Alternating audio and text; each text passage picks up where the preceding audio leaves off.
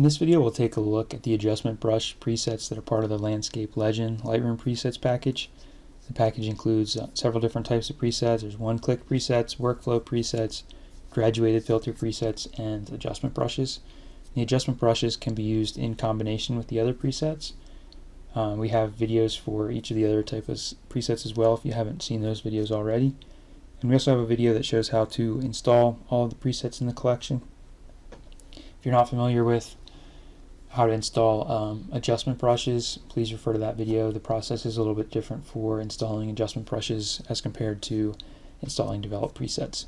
So if you have them already installed, we can go ahead and get started. Click on the adjustment brush tool and then use the arrow here to bring up the menu and select the preset that you want to use. The presets here that start with G are for the graduated filter. They were covered in a separate video. The ones that we're going to be using here are the ones that start with LL, which stands for Landscape Legend. So we've got 8 different presets for dodging and burning to selectively darken or lighten parts of your photo, specific parts of your photo, without impacting the entire photo.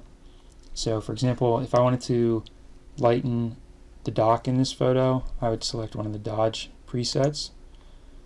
Then you can come down here and adjust the size of your brush. You can adjust the feather, which will adjust the transition. If you want like a soft transition, a soft edge, you would increase the feather. If you want a hard edge, you would decrease the feather. And then you can leave the flow and density set in most cases. And you just brush where you want to apply it.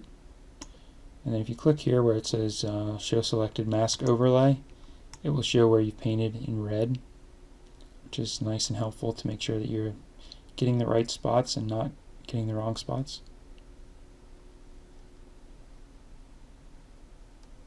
And then if I were doing this for a real photo, I would be a little more careful, but for demonstration purposes, I'll just try to do it quickly. So there you've lightened the dock. You can also go over here and adjust the settings. You can lighten it further by adjusting exposure or reduce it. You can also adjust the other settings as needed.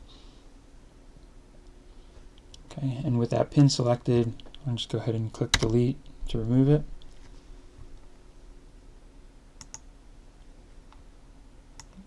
Okay, so beyond dodging and burning, there are brushes for warming and cooling, for desaturating, for converting to black and white, for saturating colors. I'm going to go ahead here and demonstrate some saturation of the colors. I'll select the stronger version so it's more obvious here in the video, and I'm going to paint over the sky to saturate the colors of the sky.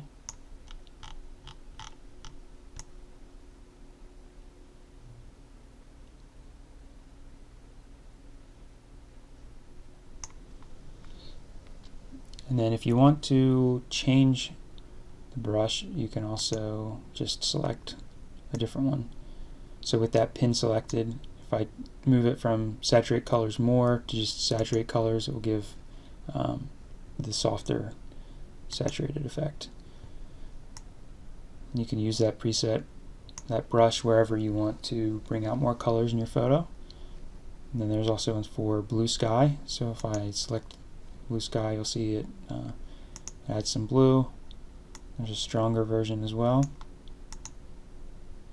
And you can adjust these with the pin selected. Come over here to the settings. You can choose a different color, different shade of blue if you'd like, and adjust any of the other settings as needed. Still with that pin selected, I'm going to use some of the other presets here. So we've got a soft haze,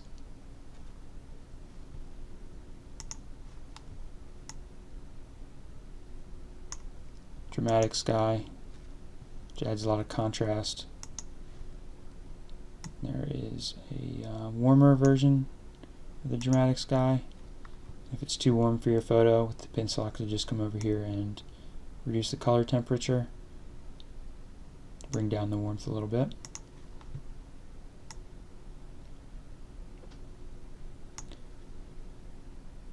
And then we've also got presets for adding sharpness and blurring.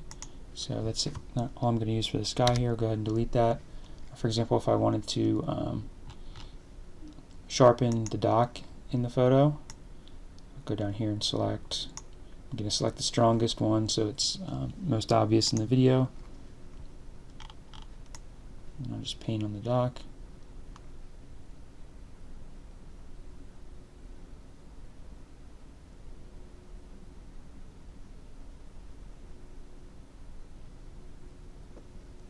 There you can see that it selectively sharpens specific areas of the photo. And the blur preset just kind of does the opposite. So you can use the blur preset is helpful for if you wanted to blur water, you can do that selectively with the blur brush presets. And that pretty much covers the brush presets. You can use them to make fine adjustments to finish off your landscapes. Thank you for watching.